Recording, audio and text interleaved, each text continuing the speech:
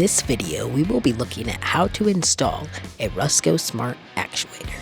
First, search for Smart Life in your phone or tablet's app store.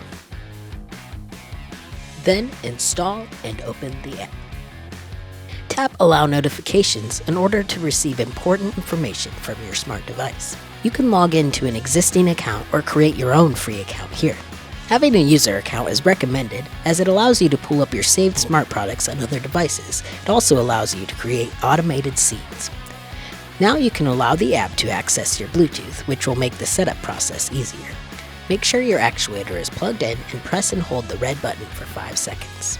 The arm should start articulating and the LED light will begin blinking to let you know it is in pairing mode. On your app, tap Add Device, and if you enable Bluetooth connection, it should find it for you. Now, assign the network you want the actuator to be connected to. Check your router's manual to see if it has a dual band mode, or see if you need to change your router's settings from 5 GHz to 2.4. Type the password and tap Next, and Smart Life will connect the actuator to your app. To attach the actuator to your ball valve, simply place the actuator arm over the lever. Make sure the actuator articulates in the right direction to close the lever. Also be sure to line up the center of the actuator with the quarter turn valve axis. Now you can slide the 2 clamps through the slots of the mounting arm and tighten to the pipe.